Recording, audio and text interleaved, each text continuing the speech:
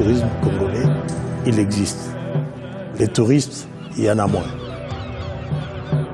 Le tourisme sera-t-il un jour source de développement potentiel pour l'économie de la RDC? Le tourisme repose sur la confiance, sur l'image que le pays donne. Jusqu'à présent, notre image n'a pas été très bien vendue. Moutiri Wabachara, invité de ITW.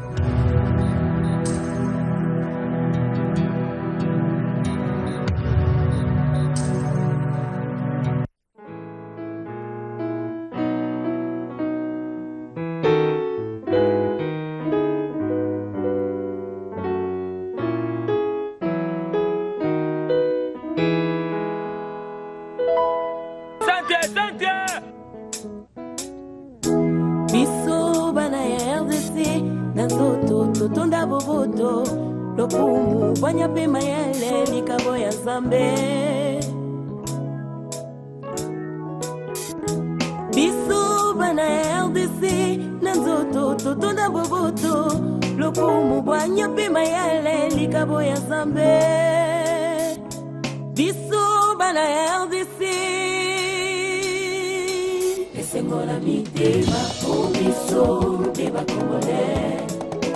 Esengola mitema omiso deba Congolais.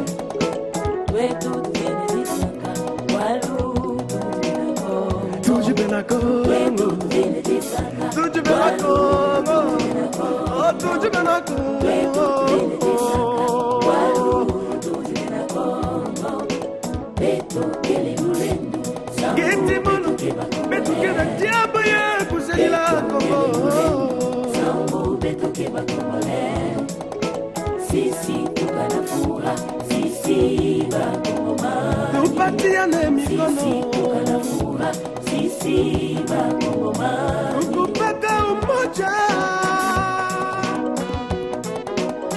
Un seul peuple uni sous un même drapeau. Une seule nation, nord, sud, est, ouest, RDC. Esengola mitema omiso deba Congolais. 2015, Biloko na biso. RDC na toto totonda boboto lokumu banya pe mayele likabo ya Nzambe.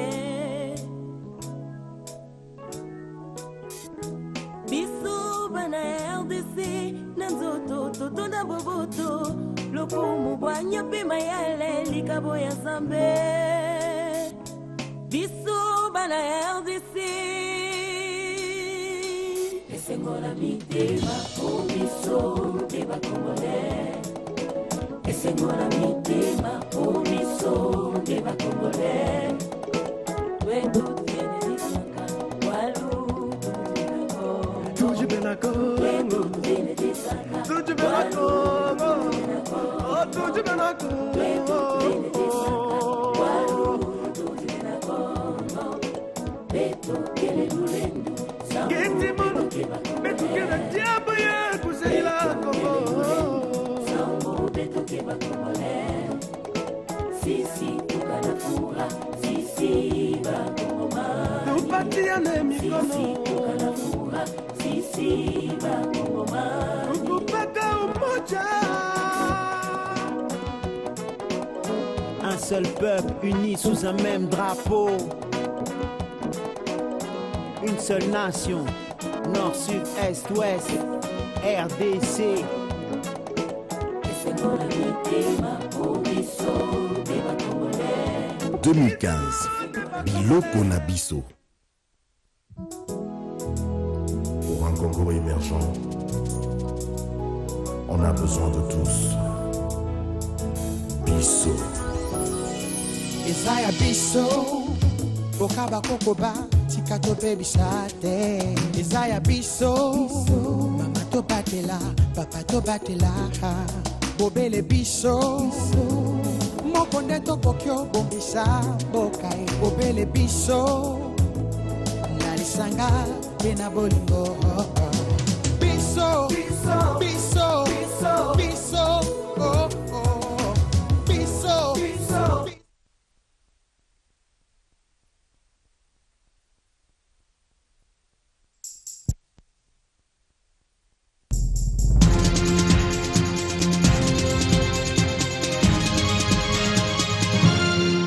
Lundi 11 mai 2015, c'est l'heure de la grande édition sur BUN Télévision. Mesdames, Messieurs, tout de suite les titres de l'actualité, rénovation du site et d'autres innovations au centre d'industrie culturelle et Maïcha Park. Ce site va rouvrir ses portes ce week-end après un long moment d'arrêt d'activité. Annonce faite à la presse ce lundi par les responsables. Massacre des civils à Béni, la population a opté comme moyen de pression. Une ville morte ce lundi. Le mot d'ordre de la société civile qui demande la réactivation des troupes militaires engagées dans l'opération Soukola 1 a été respecté. Et enfin, dialogue national. Des divergences au sein de la classe politique sont observées. La question sur la nécessité de l'organisation ainsi que le cahier des charges ne rencontre toujours pas la même approbation, surtout du côté de l'opposition. Madame, Monsieur, bon début de semaine à tous. Peut-être cette fois-ci sera la bonne pour retrouver la cohésion nationale et organiser ainsi des élections crédibles et apaisées. La question de la tenue du dialogue national divise cependant la classe politique. Si du côté de l'opposition, l'on ne parle pas toujours le même langage sur le bien fondé de cette rencontre, du côté de la majorité, l'on estime que c'est une rencontre ou une voie qui va baliser les élections qui pointent à l'horizon. C'est un reportage signé Alain Boma. L'idée fait du chemin alimente toutes les conversations dans les salons UP de la capitale. Le dialogue qui devra mettre autour d'une même table les forces vives de la RDC plusieurs fois se lève. Et une seule question domine, le cahier de charges qui va sous-tendre cette initiative. Sur ce point, les avis divergent. Vous parlez à quelqu'un qui était aux concertations nationales, c'est-à-dire une personne qui est acquise au dialogue.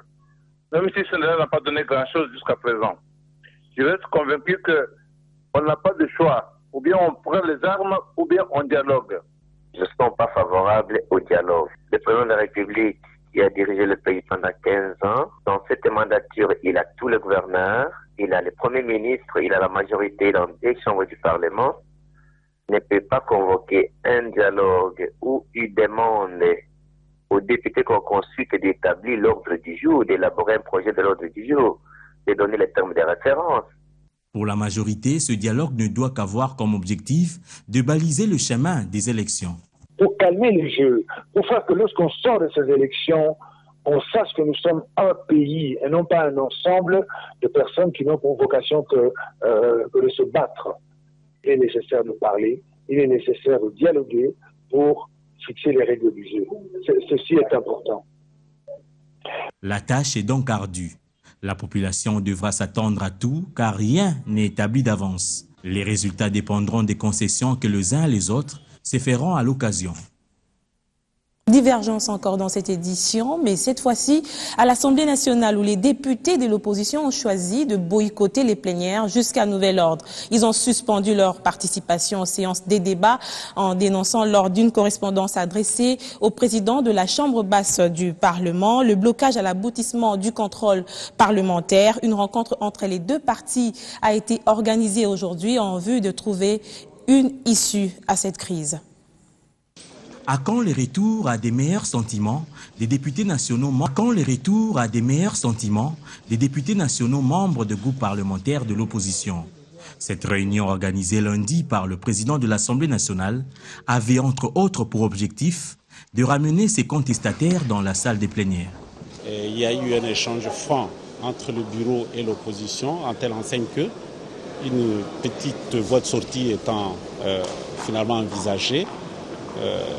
Une commission spéciale sera mise en place dans les 3 jours qui suivent afin de pouvoir corriger le silence, les vides dans le règlement intérieur et pour que finalement une résolution soit prise par la plénière afin de résoudre ces problèmes-là. Mais ce compromis ne semble pas convaincre ces élus de l'opposition. Après avoir discuté, nous avons dit qu'il y a la commission spéciale. Mais les députés eux-mêmes se sont réunis après son départ, ont décidé de prendre 2 jours d'évaluation. Donc nous reviendrons ici mercredi prochain dans la salle des spectacles pour décider de la suite des activités, de la suite des actions menées par l'opposition. Ces députés nationaux reprochent à leurs collègues de la majorité d'étouffer toutes les initiatives de contrôle parlementaire qui viennent de l'opposition par des motions incidentielles. En dépit de l'absence des députés nationaux de l'opposition, la plénière de ce lundi a bel et bien eu lieu et Clément Kankou y a participé, puisqu'il est l'auteur de la question orale avec débat adressée au ministre national de la Santé publique sur l'entrée des produits pharmaceutiques en République démocratique du Congo sans aucun contrôle. Ils ont maintenu leur décision de ne pas assister aux plénières. Les députés Les députés nationaux, membres de l'opposition, ont ce lundi brillé par leur absence la plénière. Seul l'auteur de la question orale avec débat à l'ordre du jour était présent avec quelques de ses collègues. Le ministre de la Santé publique, qui répondait aux préoccupations de la représentation nationale, s'est montré clair. La République démocratique du Congo compte 423 hôpitaux généraux de référence et 8126 centres de santé. Actuellement, grâce au programme d'équipement des structures sanitaires, le gouvernement distribue des médicaments dans 1000 centres de santé et 200 hôpitaux. Notons également que périodiquement, plus de 500 centres de santé sont dotés en médicaments essentiels par le gouvernement. Cela périodiquement, comme je le disais, à travers les élus nationaux que vous êtes. Par ailleurs, le gouvernement a décidé de supprimer la TVA sur les médicaments et sur les matières premières à l'importation. Malgré ces efforts, les taxes restent anormalement élevées, soit 45% par rapport au prix faux. Quant à l'auteur de cette question orale avec débat, il a fait des recommandations au ministre de la Santé pour lutter contre le produit pharmaceutique qui entre sur le territoire national sans aucun contrôle. Autant les aspects économiques et financiers du pays sont abordés lors des différentes réunions du gouvernement, autant la situation sécuritaire devrait bénéficier de la même attention, vœu émis par le gouverneur du Nord Kivu, Julien Paluku, qui appelle au gouvernement Matata 2 à un peu plus d'attention sur des questions liées à la sécurité dans la partie est du pays. Il a dit dans un communiqué de presse publié ce dimanche en réaction d'une attaque à Beni des rebelles ougandais, décryptage de ce communiqué dans ce commentaire de Christian Elongo. Julien Paluku Kaongia ne va pas avec les dos de la cuillère. Dans son communiqué, les gouverneurs déclarent que depuis octobre 2014, la province du Nord Kivu fait face à une escalade des violences qui a fait des centaines de victimes et a affecté du coup l'économie de sa province.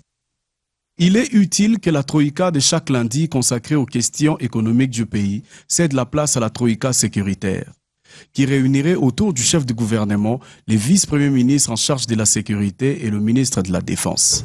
D'après le numéro 1 du Nord Kivu, si les gouvernements mettraient en place des mécanismes de mobilisation des moyens humains, matériels, intellectuels et financiers pour stopper les cycles de violence de la même manière qu'il a réussi à freiner l'inflation, on ne parlerait plus des morts dans l'Est de la RDC. Au regard de cette situation, il est plus que temps pour le gouvernement Matata 2 de se concentrer sur les aspects sécuritaires sans lesquels aucune projection économique pour le bonheur du peuple ne peut être envisagée. Pour rappel, plus de 300 personnes ont été sauvagement tuées par des rebelles ougandais des ADF en 5 mois dans l'Est de la RDC.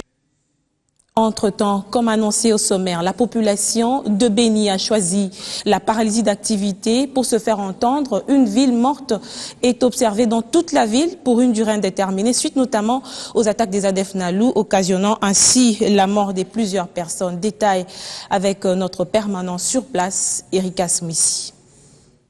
Paralysie totale des activités socio-économiques, c'est lundi 11 mai à Beni, au grand nord de la province du Nord Kivu.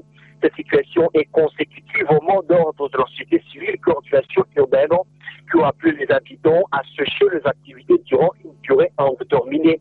À travers cette action, les forces civiles veulent voir les recommandations issues de plusieurs dialogues sociaux entre les souverains primaires et les autorités politico-administratives à tous les niveaux être respectées. Parmi ces recommandations figure le relèvement de troupes engagées dans l'opération Sukula contre le rebelle ougandais ADF. Depuis ce lundi matin, à Beni, les appartements commerciaux, officines, les maisons bunkers, les écoles n'ont pas ouvert leurs portes. Les secteurs de transport en commun est aussi paralysé dans cette ville cosmopolite.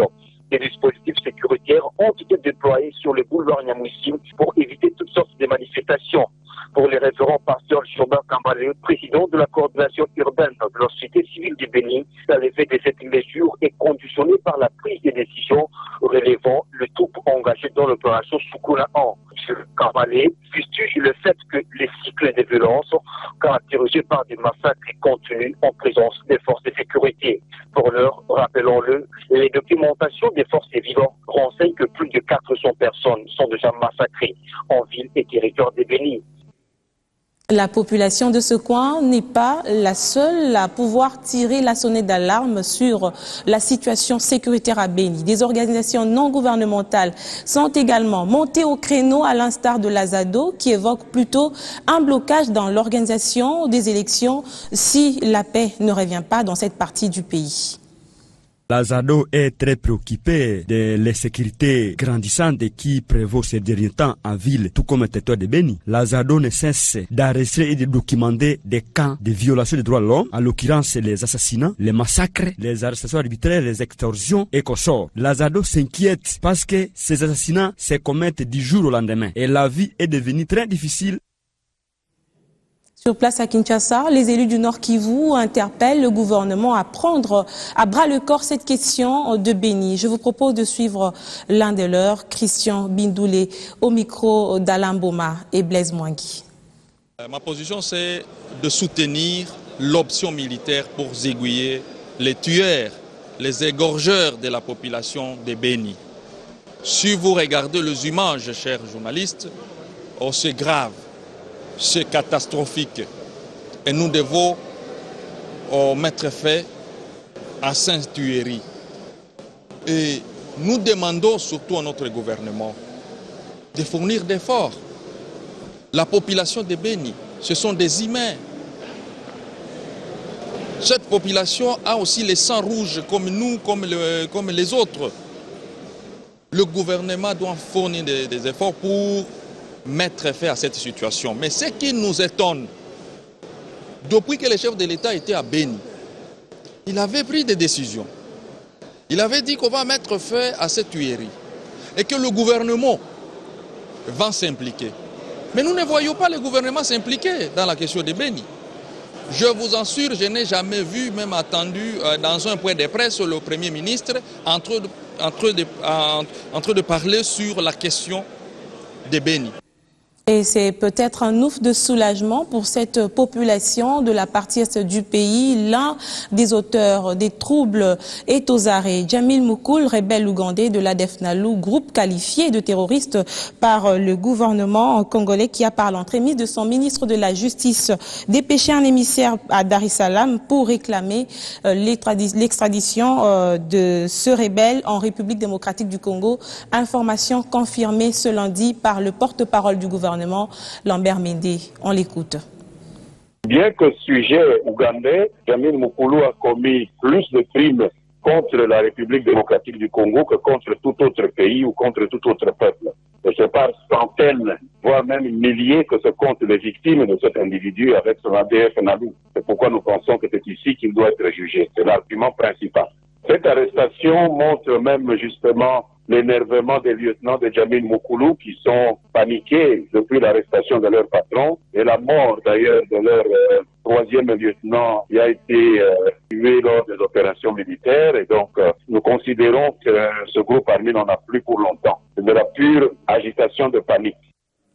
On va oublier ces bruits de bottes pour parler d'une action sociale à Mwanda qui est inscrite dans l'actif de la société Perenco. Cette société pétrolière vient de doter le marché central de cette cité côtière du Congo central d'un nouveau pavillon moderne d'une capacité de 12 étalages. L'inauguration est intervenue en début de week-end. Mwanda, cité côtière de la province du Congo central, s'élève chaque jour avec les poules. Des petites activités de survie ça et là, et dans son marché central, tout y est, enfin presque. Des produits qui peuvent garnir les quotidiens de la population. Et pourtant, ces vendeurs exercent leur travail non sans peine. Pour moi, bien, mai, érosion, place biloko eza moi ezokota biloko ezobeba bakonzi faut batala biso wenzo biso to comprendre. Un cri d'alarme qui rencontre les actions de la société Perenco. Cette pétrolière vient d'inaugurer le premier pavillon moderne de ce marché, construit grâce au budget bénévole de cette société. Nous avons lancé ce chantier qui est un chantier qui se fait par phase, donc plusieurs pavillons. Aujourd'hui, nous avons eu l'honneur d'inaugurer le premier pavillon. Il devrait y avoir 6 pavillons et peut-être plus. Ça permet de répondre à la demande des populations et également d'étaler, en effet, de gérer les budgets disponibles par rapport à ce projet-là. Avec une superficie de 240 mètres carrés et constitué de 12 tables, ce pavillon, chef-d'œuvre d'une entreprise locale, Péniel Lagrasse, va permettre au maximum à 60 commerçants d'exercer leurs activités. J'essaierai d'abord de réceptionner ça, comme c'est une compte. Nous étant les responsables du marché, je remercie seulement notre partenaire. La société Perenco prévoit de construire 6 autres pavillons modernes. La pose de la première pierre pour la construction du deuxième pavillon a elle aussi vécu. Les commerçants, eux, doivent garder leur mal en patience. Ils occuperont ces pavillons à la fin des travaux. Il va également s'assurer. Le sport avec l'athlétisme, célébré hier à travers le monde, la journée internationale de l'athlétisme a été marquée en République démocratique du Congo par plusieurs activités organisées par les ligues provinciales. Thème choisi, l'athlétisme à l'école et l'utilisation du kit athlétique. Reportage Jean-Louis Canida. La 20e édition de la Journée internationale de l'athlétisme, célébrée par la Fédération d'athlétisme du Congo avec les écoliers, a permis au staff technique national de découvrir des athlètes en herbe. Nous sommes arrivés à détecter, je crois, 3 ou 5 jeunes qui, s'il y a un bon encadrement, ils pouvons devenir des champions tels qu'avec l'endurance de 8 minutes, nous avons détecté un garçon et une fille au lancement des Vortex. Il y a un jeune qui a lancé 40 mètres, voire même dans d'autres épreuves. Pratiquer un sport, et particulièrement l'athlétisme, c'est pour devenir grand athlète, à l'instar de ceux dont on voit à la télévision. Tous les sports que je fais, j'essaye de m'habituer à jouer.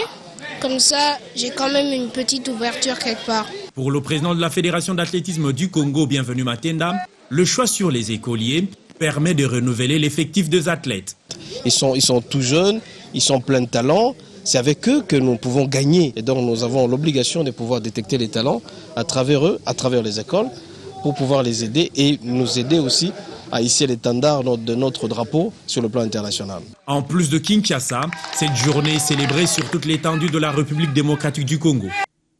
On va se séparer par cette note de culture. Je vous le disais, la relance des activités au sein du centre d'industrie culturelle Maïcha Park, c'est pour bientôt. Après un long moment de silence et d'arrêt de ces différentes activités, les responsables du dit centre, en cours d'une conférence de presse, fait savoir que désormais, il sera réouvert à toutes les activités dès ce mardi. Rénovation du bâtiment et quelques innovations sont au rendez-vous, comme nous le dit Steve Mbouyi dans ce reportage.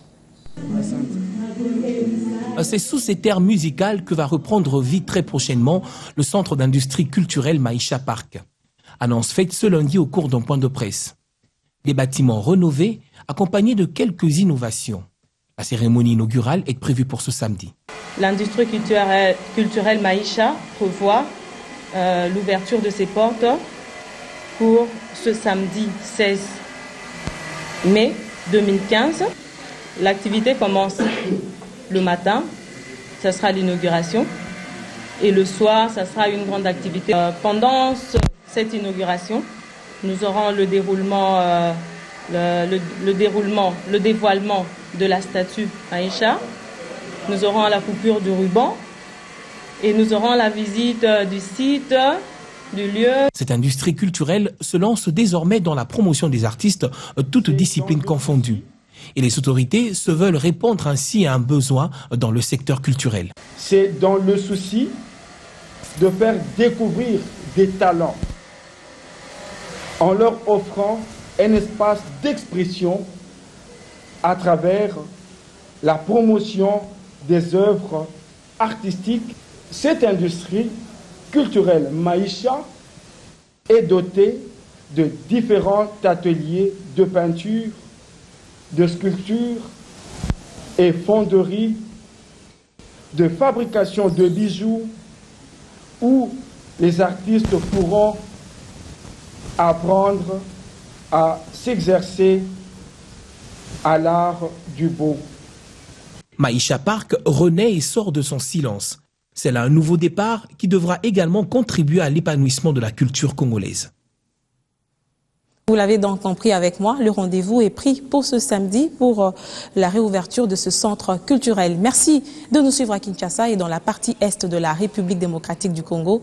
Je vous retrouve demain pour une nouvelle édition sur BioOne Télévision.